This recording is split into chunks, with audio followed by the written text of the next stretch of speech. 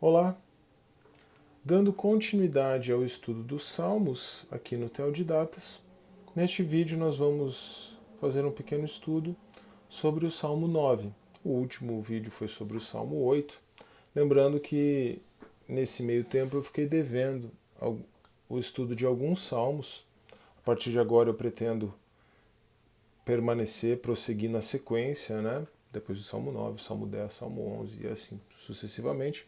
Mas alguns salmos que ficaram para trás, eu vou também oportunamente gravando o estudo a respeito destes salmos. Posso gravar um vídeo no formato de aula, né, comigo falando, como já tem muitos vídeos aqui no canal, inclusive sobre os salmos, mas eu posso fazer assim com esse PowerPoint e essa gravação da tela, que é uma outra opção também. E para explicar também um pouquinho, contextualizar um pouquinho esse estudo, eu tenho ido a cada 2 semanas levar uma palavra, um estudo, uma ministração no Instituto Ponte, aqui na região metropolitana de Curitiba, em São José dos Pinhais, que é um instituto que faz um trabalho muito bonito de recuperação de dependentes químicos, moradores de rua, e eu tenho procurado contribuir lá, na medida do possível, com um estudo a cada 2 semanas, a cada 15 dias.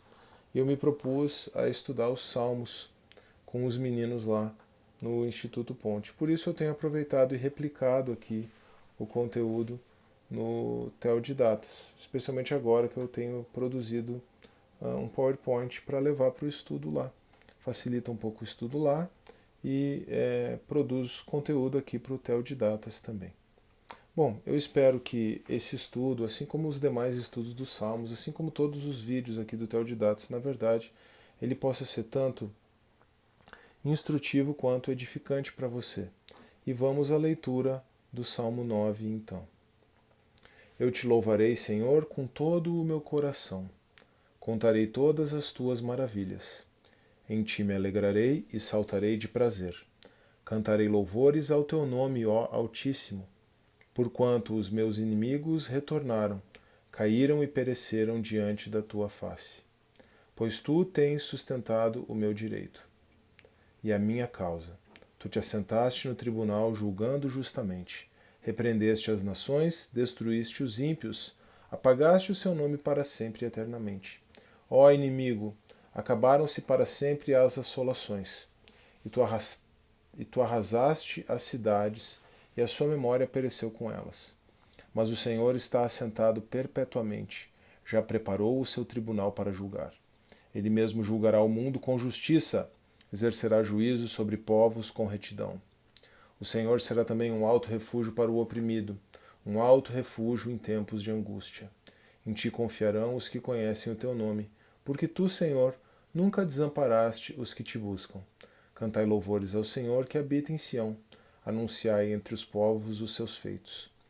Pois quando inquire do derramamento de sangue, lembra-se deles, não se esquece do clamor dos aflitos. Tem misericórdia de mim, Senhor. Olha para a minha aflição, causada por aqueles que me odeiam. Tu que me levantas das portas da morte, para que eu conte todos os teus louvores nas portas da filha de Sião e me alegre na tua salvação. Os gentios enterraram-se na cova que fizeram, na rede que ocultaram ficou preso o seu pé. O Senhor é conhecido pelo juízo que fez. Enlaçado foi o ímpio nas obras de suas mãos. Os ímpios serão lançados no inferno, e todas as nações que se esquecem de Deus. Porque o necessitado não será esquecido para sempre, nem a expectação dos pobres perecerá perpetuamente. Levanta-te, Senhor, não prevaleça o homem, sejam julgados os gentios diante da tua face. Põe-os em medo, Senhor, para que saibam as nações que são formadas por meros homens. Bom, se você quiser agora pausar o vídeo, pegar a sua Bíblia, porque agora eu retirei o texto, mas vou continuar fazendo menção a algumas passagens nesse nosso breve estudo, nessa nossa breve consideração do Salmo 9. Como diz o título, esse é um salmo de Davi para o músico Mor sobre Mutilaben. Mutilaben, inclusive até já se especulou que poderia ser um nome para o Golias, mas provavelmente é uma melodia ou um tom musical, como aliás é muito comum no título dos Salmos, né? Lembrando que o Salmo originalmente era um poema para ser cantado junto com uma melodia, né? Então havia a indicação da melodia ou do tom no qual seria tocado aquele salmo. Então provavelmente multilabem seja uma expressão musical, um termo musical. Bom, esse é, como os versos 1 e 2 demonstram, um salmo de louvor. Eu te louvarei, Senhor, com todo o meu coração. Contarei todas as tuas maravilhas. Em ti me alegrarei e saltarei de prazer. Cantarei louvores ao teu nome, ó Altíssimo. Então é um salmo de louvor. Davi está lembrando quem Deus é e as coisas que ele fez. E há, como nós podemos perceber, um contexto no qual Davi louva. Há um contexto que leva Davi a essa expressão de louvor. Mas é muito interessante nós notarmos que, como já disse um comentarista no passado, o louvor ele atrai mais louvor. O louvor emenda numa outra situação de louvor. E aqui nós temos o verso 1 introduzindo o verso 2, e aí depois que Davi louva, ele estimula o louvor. No verso 11, Davi dá uma ordem, né? O verbo está no imperativo, cantai louvores ao Senhor. Ele está estimulando os seus companheiros, os seus irmãos, os seus amigos, os habitantes de Jerusalém, provavelmente, a louvarem a Deus. E no verso 14, Davi mostra que ele entra então nas portas da filha de Sião, nas portas de Jerusalém, e conta todos os louvores de Deus e se alegra na salvação do Senhor. Bom, como mencionado, há um contexto no qual Davi expressa de forma tão fervorosa o seu louvor a Deus. E esse contexto, o motivo do louvor, é a derrota dos inimigos de Davi. Como eu já mencionei, alguns já cogitaram que esses inimigos, ou essa alusão à derrota dos inimigos, fosse uma alusão a Golias, e portanto, talvez pelo fato de estar no plural, os filisteus, né? Golias era apenas um filisteu, mas junto com a derrota de Golias, a derrota dos filisteus, o que faria com que Davi estivesse relembrando a época em que ele ainda era um pastor, né? E foi usado por Deus ali para trazer aquela vitória. Mas é mais provável que esses inimigos dos quais Davi está falando aqui se trate dos jebuseus e que esse salmo, então, seja uma alusão ao momento em que Davi tomou Jerusalém, episódio que está registrado em 2 Samuel 5, 6 a 8. Então, a história de Davi é a seguinte: depois da morte de Saul, Davi reinou sobre Judá 7 anos e 6 meses em Hebrom, antes de conquistar Jerusalém. Então foram 7 anos reinando em Hebrom. E depois que Davi conquistou Jerusalém, 33 anos reinando sobre Jerusalém, o que faz um período de reinado completo de 40 anos. Então, o segundo livro de Samuel, capítulo 5, versos 6 a 8, relata exatamente esse episódio em que Davi tomou Jerusalém dos jebuseus. E ali nós vemos que ele foi afrontado, ele foi escarnecido, zombado pelos jebuseus. E o fato de que Jerusalém tinha um papel também tão primordial, tão estratégico para o posicionamento do povo de Israel ali naquela terra, né, da Judéia, ele faz com que esse contexto e essa repreensão ou essa opressão que Davi sentiu da parte dos jebuseus e, consequentemente, a vitória fossem tão fortes, né? Uma repreensão, uma opressão tão forte e uma vitória também muito importante e uma vitória muito celebrada.